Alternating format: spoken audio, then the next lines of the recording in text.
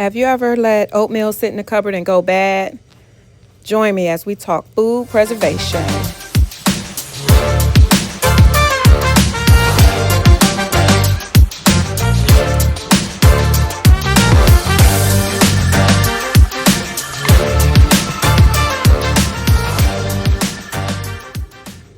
Welcome back to Renegade Soul Kitchen. Today we're talking food preservation, and we're just going to go over this other way of preserving food. Usually when we're talking about food preservation, we are talking about water bath canning, maybe pressure canning.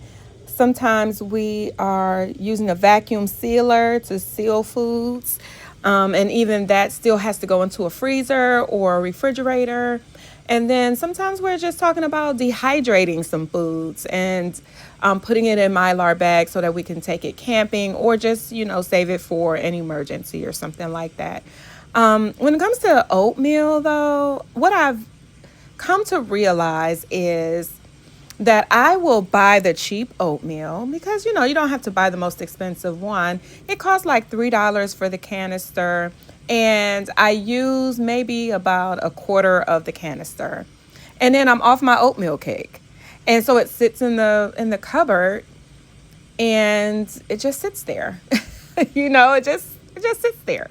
And then by the time I'm ready to have oatmeal again, I open it up and it's got this real stale flavor. I always make it first, but it always has this flavor that I just don't like, and I end up tossing it, right? So that's just a waste. Now, the cheaper brand usually costs somewhere around $3 for the canister. That's pretty cheap, right? But is that really cheap when you're just throwing out more than half of it? Especially if, you're just not on it like that. So I just decided that I'm just not going to do it like that anymore, especially the more that I learn about food preservation. So this time I bought the big package from Costco. It costs $8 maybe, just under $9. And it came with two 5-pound bags. And I got out my quart jars and I poured them all into the quart jars. Now, mind you, I don't want any oatmeal. My meal plan changed, and so the first meal includes eggs and oatmeal. And so this is usually how it happens and how I always end up being kind of wasteful with it, because when my meal plan changes and I'm stuck with all this oatmeal that I'm not going to touch anymore, and nobody else in the house will really eat it like that. So it's not like I'm making oatmeal on a regular basis. So that's how it ends up becoming a waste. So I filled up my quart jars, and now I'm just going to stack them onto a sheet and stick them in the oven. What this will do is it'll heat it. And by heating it, it will kill anything that could be living in there, any bugs or any bacteria or anything like that that could be in the oatmeal itself. It will heat it to the point where it kills that off. And also, and we heat it at a low heat. So the oven is cold. So I'm going to now put the heat on a low temperature. I started at 185 or so, and I let it sit there, heat up to that temperature, and then stay in the oven for about an hour or two. And then the part that I did not record, I'm sorry for that, is I crank it up to 200, and then I put the lids and the rings on very, very loose. And I let it sit in there. I let it heat up and then let it sit in there for another 45 minutes. I cut the heat, and then I don't open the oven. I just let it cool down on its own.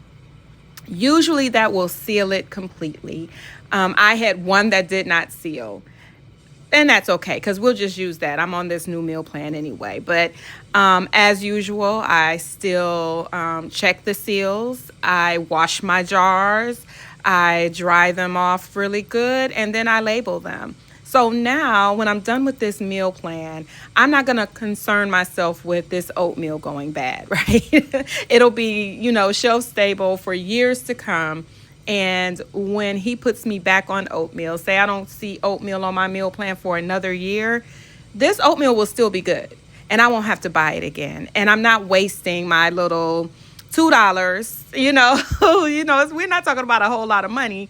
But in this day and age, money is money. And I'm tired of throwing my money away.